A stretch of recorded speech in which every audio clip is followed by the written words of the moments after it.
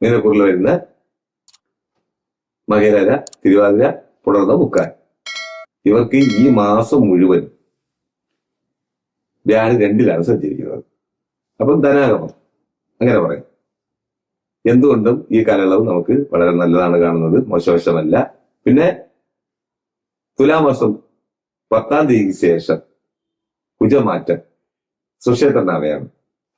അപ്പൊ എന്തെങ്കിലും ഒരു വസ്തു സംബന്ധമായിട്ട് നമുക്ക് തീർപ്പാവാതെ കിടപ്പുണ്ടെങ്കിൽ, അതിപ്പം കുടുംബ പ്രശ്നമായിട്ട് കിടക്കുന്ന ഒരു വസ്തു തീർപ്പാവാതെ കോർട്ടിലൊക്കെ കേസായി നിൽക്കുകയാണെങ്കിൽ അത് തിരിച്ചു കിട്ടാനുള്ള യോഗം കാണുന്നു.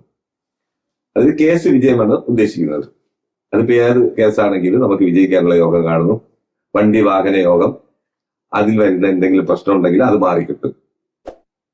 പിന്നെ പുറത്തു പോകാൻ ആഗ്രഹിച്ചു നിൽക്കുന്നവരാണെങ്കിലും ഇവർക്ക് ഈ മാസം ഒരു വിസ തരപ്പെടാനുള്ള യോഗം കാണുന്നു. വ്യാഴന്റെ സ്ഥിതി 2 ജനരാശിയാകെ പഠന വിഷയത്തിലും കുട്ടികളിൽ മികവ് തെളിയിക്കാനുള്ള അവസരം കാണും.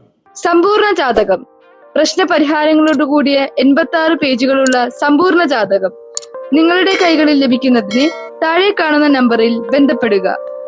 ജ്യോതിഷവുമായി ബന്ധപ്പെട്ട എല്ലാ വിശേഷങ്ങളും അറിയുന്നതിന് നവഭാരത് ജ്യോതിഷം ചാനൽ സബ്സ്ക്രൈബ് ചെയ്യുക.